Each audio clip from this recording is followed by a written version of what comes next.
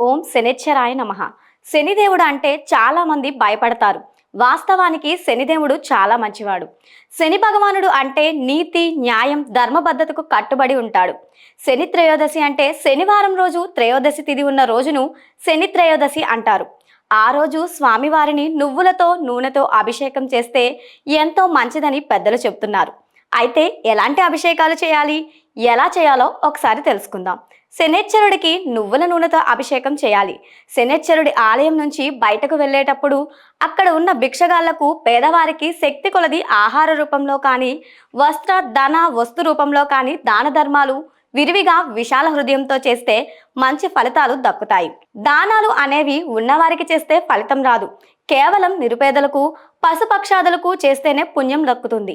శనిశ్చరుడు సూర్య భగవానునికి, ఛాయాదేవికి కలిగిన కుమారుడని శాస్త్రాలు చెబుతున్నాయి.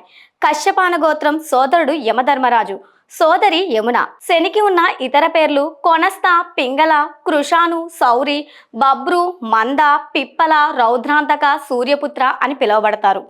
నిజానికి శని భగవానుడిని మనసారా పూజించి ఆరాధించే భక్తులను కష్టాల నుంచి గట్టెక్కించే కరుణామూర్తి శనిశ్చరుడు.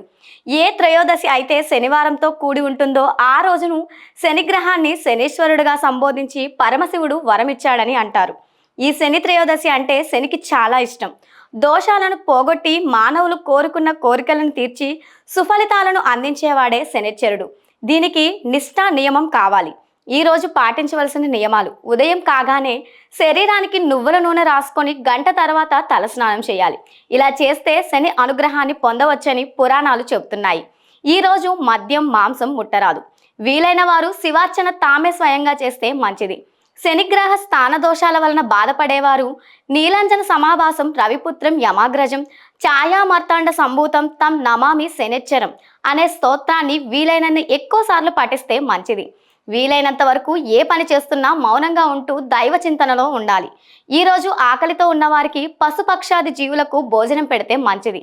కాకులకు బెల్లంతో చేసిన రొట్టెలను నువ్వుల నూనెతో కాల్చి చిన్న చిన్న ముక్కలుగా చేసి కాకులకు వెయ్యాలి. అనాథలకు, అవిటివారికి, పేదవారికి, వితంతువులకు, పేద వృద్ధులకు ఏదో ఒక రూపంలో సహాయపడాలి. ఈ విధంగా వ్యవహరించగలిగితే తప్పక శని భగవానుడు పూర్తి స్థాయి మేలు చేసి మంచి ఉన్నత స్థానంలో నిలబడతారు.